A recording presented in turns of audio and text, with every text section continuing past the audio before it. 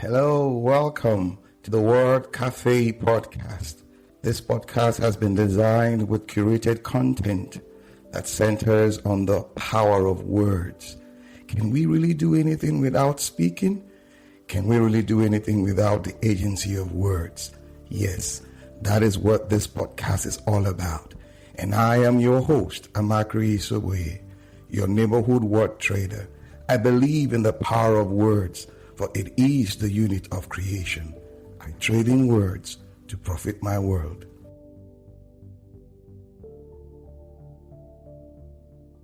Hello there. Yes, I'm going to say it again. Good morning, good afternoon, good everything.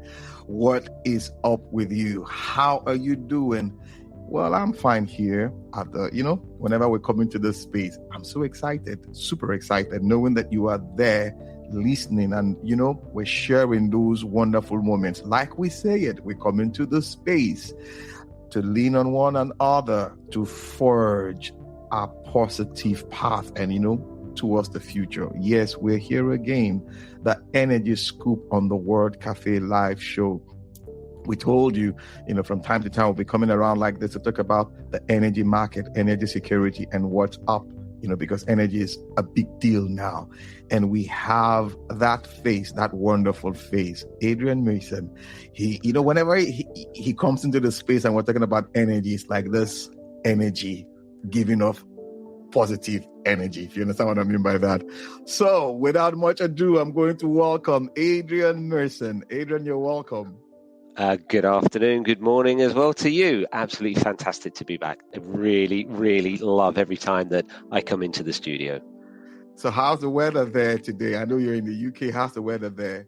I'm in London. It's scorching hot. It's 33 degrees and we're all looking forward to going out to get an ice cream very, very soon. That's good. Well, I said this some time ago on the show. My son asked me, Daddy, why is it called summer? While here in Nigeria, it's raining during summer. I said, I don't know, son. Let's just take it. You understand? Because for us, what you call summer in the UK or in Europe, here you have a lot of rains and all that. But in school, they call it summer term for them. So he came back home and was asking that question. I just laughed. I said, let's accept it. Come on. It's summer term, so deal with it, son. Yes, Davos just ended, the World Economic Forum, and so much was said that affected so many things. But, the energy market was one place that, would I say, the policymakers just packed everything. They just stopped there and they kept talking and kept talking. So tell us, what were the fallout from Davos in terms of energy now? Well, I think we need to look at the wider picture of the energy markets as we speak, because I think everybody on a global basis is feeling the pinch. You may have read this week, Amakri, about how in New South Wales in Australia, they're actually asking people to turn the lights off for a bit. Can you imagine to save energy and the demand? Unimaginable. Absolutely, to stop the demand on the grid at peak hours, because the price of gas, the price of coal, the supply is just skyrocketed, and there's not enough supply to meet that. So there is big changes going on into the market. And do you know what? I think it's a reflection of some of the policies that have been in place for many, many years, and perhaps the increased investment by European banks and the European major companies into the renewable sector has meant now that during the crisis times when we have a shortfall caused by areas such as the Russian crisis, it means that there isn't the supply to cover the actual demand in the market. So I think that's a very, very interesting dynamic that's happened out of the year's investment that we've seen over the last 4 to 5 years. Now, the Russia question, is bringing about what I say opportunity on one hand and challenge on the other hand? Like if you look at the African continent now, yeah, we're rich in certain mineral resources and all that. What's the opportunity for Africa within the Russian question now, particularly for countries like Nigeria, Egypt, Ghana, and the rest of them? Well, on the face of things, it should be a great opportunity to fill that gap. So Europe is demanding alternative sources of gas in particular, now that the Russian source has effectively been stopped. It's also looking for security, so long-term supply contracts. But the difficulty really is being able to take the obvious reserves and bounty that is rich in countries like Egypt, Nigeria, Ghana, etc., and translate that into production of gas that can be used both domestically and, more importantly, exported. So there will be a challenge in realizing that, simply due to the current levels of investment required to get those countries producing and exporting what's required. Now, from what you're saying now, is there no, from the policymakers and the experts, so to say now, is there no short-term? We know long-term, yes, we know how the long-term things can be done, but in the interim, short-term wise, no plan whatsoever, like to mitigate this challenge from Africa, covering this gap now?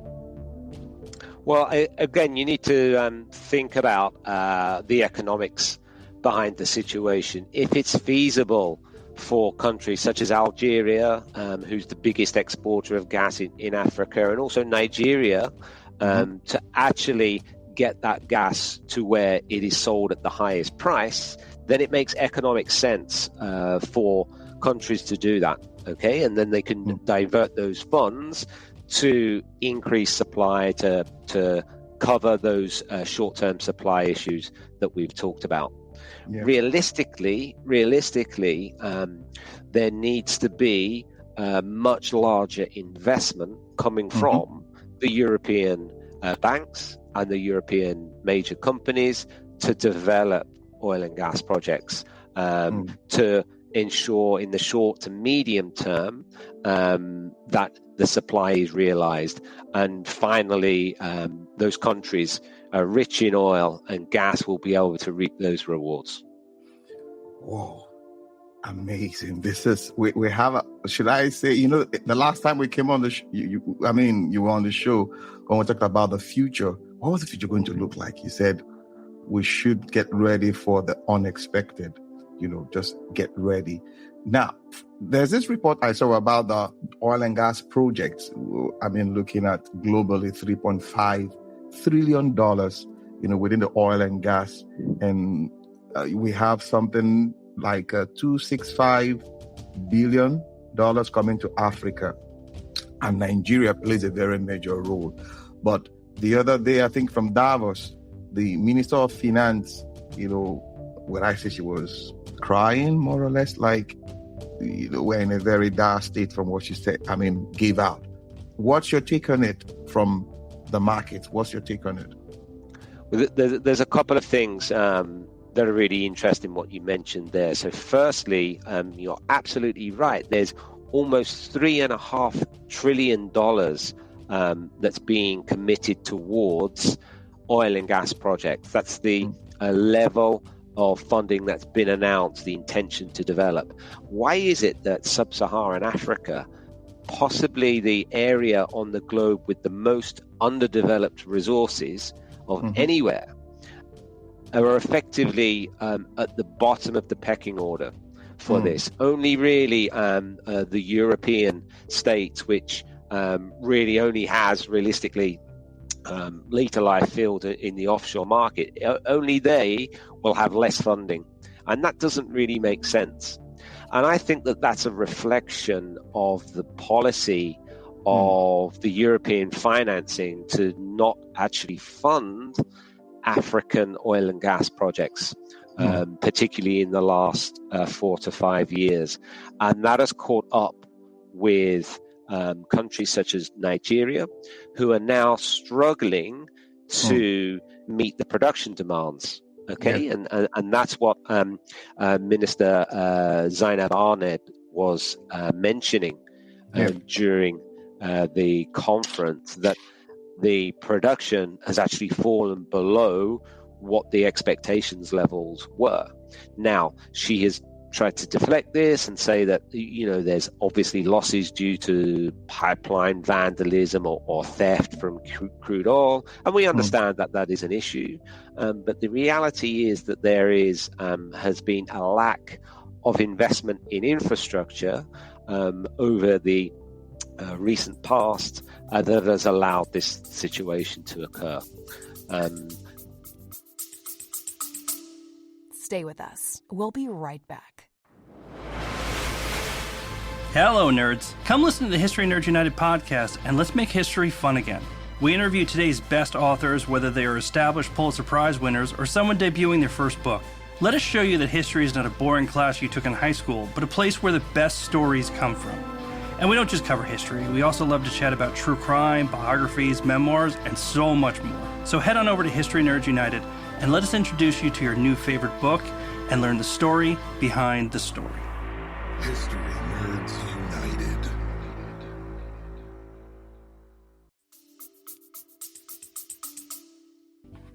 So from what you're saying now, yes, on one hand, we have a security issue, but majorly the investors have not, should I say, pushing much funds into infrastructure and developing new technologies and all that. Correct me if I'm wrong. Correct. So think about it. For gas projects, there's lots of things that need to happen for it to actually get to market. It's not just the production. You need to store and transport this. You maybe will need a pipeline to transport, or a liquefaction facility to turn it to LNG. You need shipping to take it away. There's lots of other arms to the octopus to make this actually work for countries, not just necessarily production as well. And, without that overall and consistent thinking behind that, then unfortunately we're again in a situation where Africa has not reached its potential in any of those markets. I'm going to read out what she said, as in Zainab Ahmed now, from the Minister of Finance from Nigeria. I'm going to read out the excerpt from her statement at Davos, that the country's production is so low that it is barely able to cover the cost of imported petrol. That's PMS. She went on to say that Nigeria's production would emerge, would average 1.6 million barrels per day this year, up from around 1.5 trillion BPD as in the first quarter.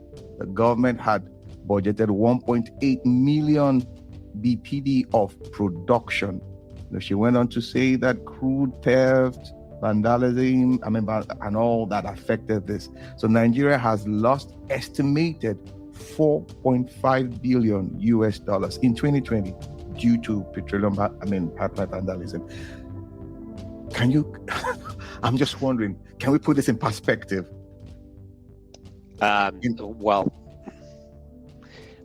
It's incredible. It's incredible.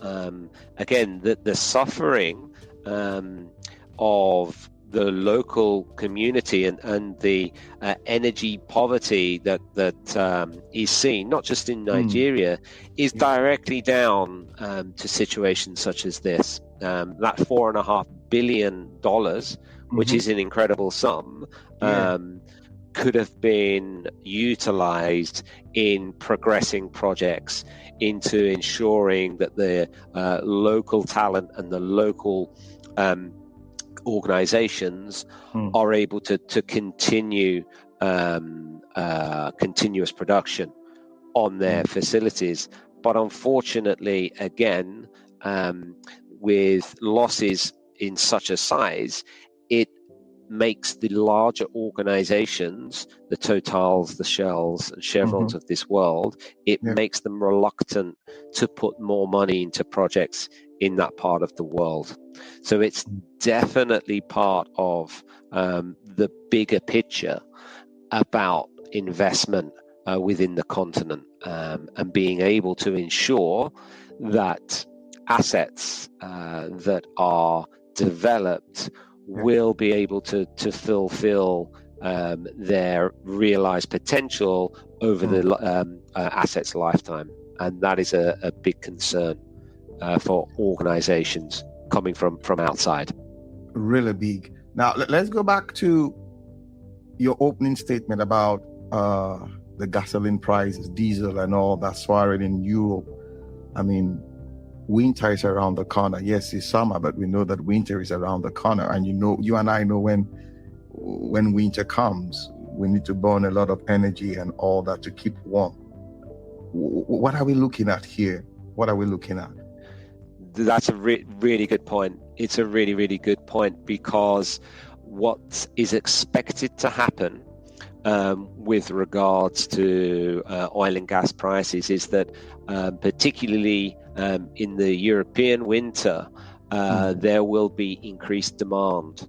And although that we've seen relatively steady and unchecked progress with the price of a barrel of oil throughout the course of 2022, it's very likely that there will be yet another spike towards the end of the year.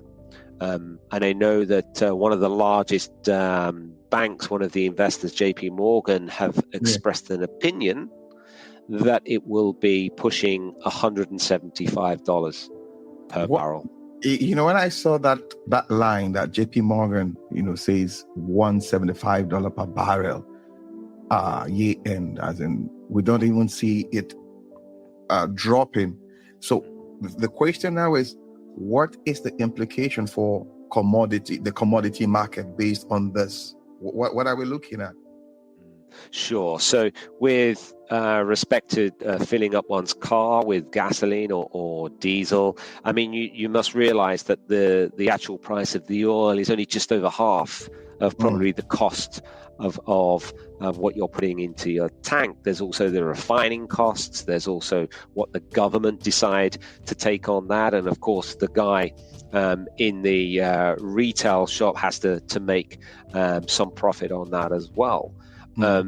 Again, one of the issues is that because demand is high, because oil is high, and inflation is certainly creeping up all over the world, there seems to be a strong reluctance to keep in check any of these price rises at the pump. And unfortunately, I don't see any realistic large change downward in the price of fuel. And again, that is a difficulty and a problem that's going to probably realize itself towards the end of the year when it comes to the winter time. So more or less, where we should be, should I say, getting ready for some, disturbances now within certain regions of the world with respect to this increase in the per barrel price of oil. Again, we always say expect the unexpected. We didn't realize this spike was going to happen at the beginning of 2022. But the predictions at the moment, we will expect a continual rise, and it could be a lot higher than it is now come the end of the year. So I think we've got a very, very interesting 6 months ahead of us, to say the least. So now we should be rethinking so many of our processes in terms of government, in terms of daily living and all that, bringing about this adjustment, mind adjustment, body adjustment to fit into what is about to happen. Correct? Oh, absolutely. And remember, there are alternative sources of energy as well that need to be explored. Again, it doesn't mean to say that you are simply held to using oil products within, for instance, Nigeria, just because it forms 85% of the power mix. Renewable energy is an alternative. Certainly, solar and wind projects could be active to increase and level out some of that demand. So it may well be that there comes from the government in each of these nations a different approach to their overall energy security. Now, but the alternative energy we're talking about, alternative energy power supply, it is not like something that you go and pick from off the shelf and just get it into action. It takes time, and good number of nations in Africa are yet to even begin, as in the process of thinking and to push this technologies and all that compared to Europe. So how do we balance this at the end of the day? How do we balance this? That's the eternal question that we always must ask ourselves.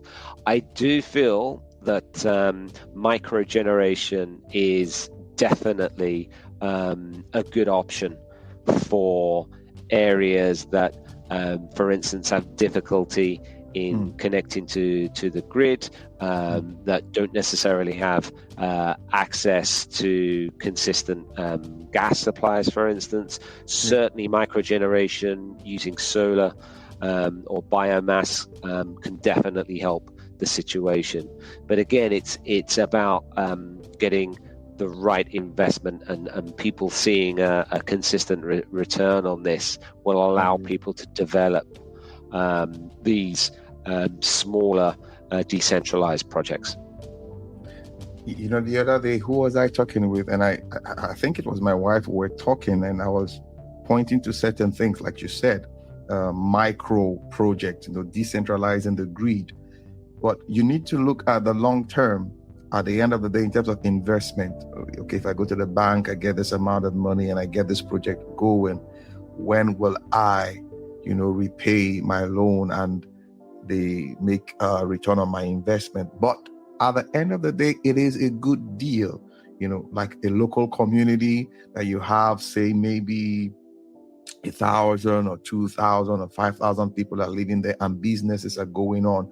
And one thing you and I know that makes any form of business thrive and go and grow as power energy. It's like it attracts businesses to that. But that singular question is, when will I receive my investment? And just like you're saying, I think it's time we all rethink the process.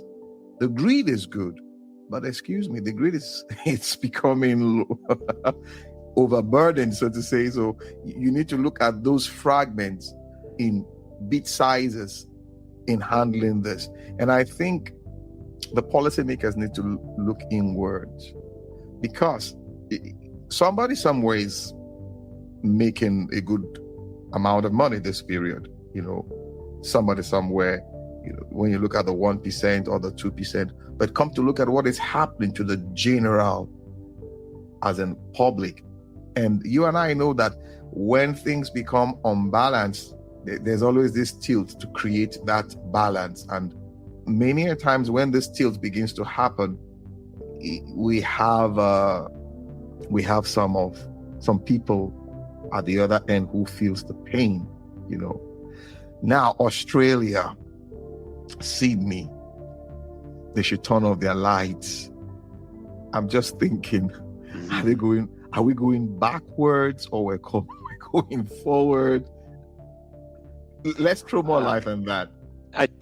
To be honest, as a child in Britain in the 70s, I remember power cuts.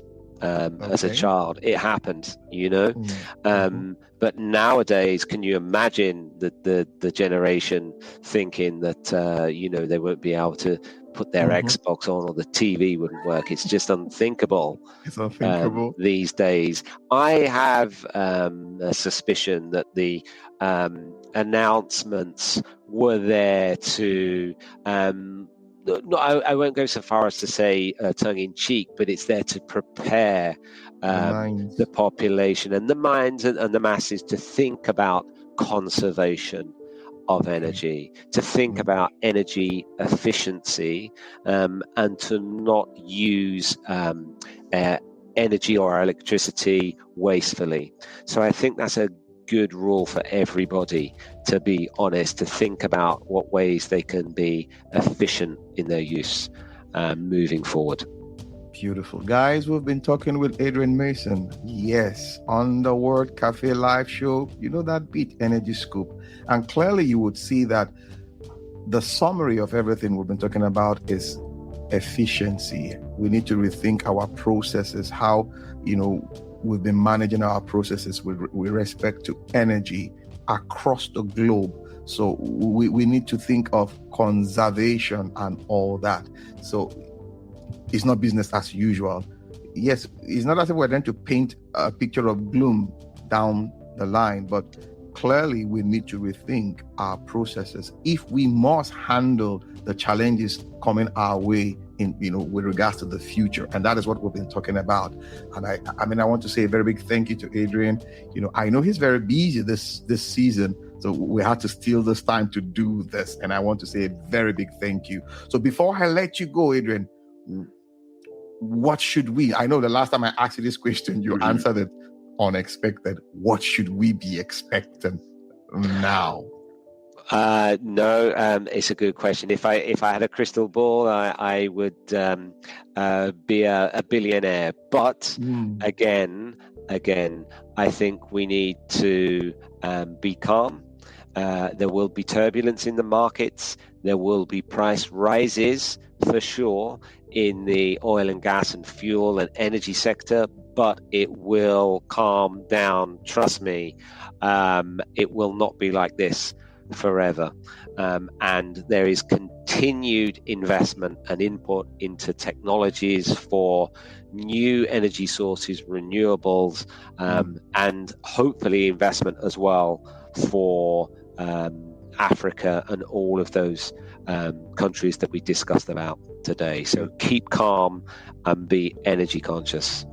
Beautiful. Keep calm and be energy conscious. I like that line. So in all the noise, in all the whatever cacophony, we're just going up there. Remember what he said. Keep calm and be energy efficient, conscious. Yes, guys, I have to let him go now. But you know what? We always come back into this space, to lean on one another's experience to forge a positive path. I'm super excited knowing that you are there listening. So, till we come your way again, my name is Amakri. Amakri is away. Bye for now. Bye-bye.